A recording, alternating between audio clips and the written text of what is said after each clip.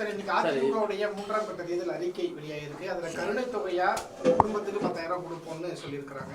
அதே மாதிரி எம்ப்ளாய்மெண்ட்ல பதிஞ்ச பட்டதாரிக்கு 2,000 ரூபாய், +2 முடிச்சிருந்தா 1000 ரூபான்னு அனௌன்ஸ் பண்ணியிருக்காங்க.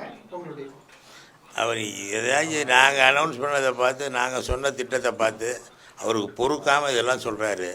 இதில் உச்ச நீதிமன்ற அவமதிப்பு ஒன்று இருக்குங்கிறது தெரியாமலே பேசுகிறாரு. அவ்வளோதான் அவருக்கு அறிவு. உச்ச நீதிமன்றம் பீகார் தேர்தலில் 10,000 கொடுத்தது தவறு என்று சொல்லி உத்தரவு பிறப்பித்திருக்கிறது. அது கூட தெரியாமல் 10,000 ரூபாய் நான் கொடுப்பேன் என்று பீகாரிலே வெற்றி பெற்ற மாதிரி இங்கேயும் வெற்றி பெறலாம் என்று நினைத்து கொண்டு பேசுகிறார். இவர் தான் சொன்னார், இந்த ஆட்சியிலே 1000 ரூபாய் கூட கொடுக்க முடியாதுன்னு இவர் முதலமைச்சராக இருக்கும் பொழுது சொன்னார். ஒரு முதலமைச்சர் எடப்பாடியின் வாக்குமூலத்தை ஏற்றுக்கொண்டால் இப்பொழுது எடப்பாடி செய்வதெல்லாம் உளறல் என்பதை நீங்கள் புரிந்து கொள்ள முடியும். விலைவாசியை கட்டுப்படுத்த இந்த அரசு தவறிவிட்டது. விலைவாசியை எப்படி மாநில அரசு கட்டுப்படுத்தும்?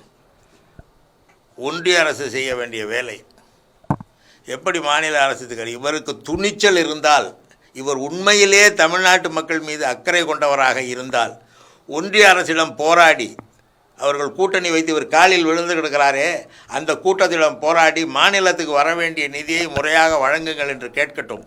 அதற்கு துணிவிருந்தால் அதை கேட்டால் மக்கள் ஒரு வேளை இவர் மீது கொஞ்சம் கருணை கூட காட்டலாம்.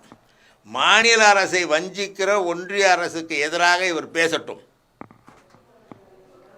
இங்கே இருந்து வாங்குகிற விற்பனை வரியிலே பாதி அவர்கள் ஆளுகிற மாநிலங்களுக்கு மிகப்பெரிய அளவு நிதியும், எதிர்க்கட்சிகள் திமுக போன்ற எதிர்க்கட்சிகள் ஆளுகிற மாநிலங்களுக்கு மிக குறைவான நிதியும் கொடுக்கிற ஒன்றிய அரசை பார்த்து இவருக்கு சிறிதேனும் தமிழ்நாட்டு மக்கள் மீது அக்கறை இருந்தால் அவர்களை பார்த்து போராடட்டும், நிதியை பெற்றுத்தரட்டும். பிளே ஸ்டோர் மற்றும் ஆப் ஸ்டோரில் இருந்து பாலிமர் செயலியை QR கோடு மூலம் பதிவிறக்கம் செய்யுங்கள். செய்திகளை உடனுக்குடன் பெறுங்கள்.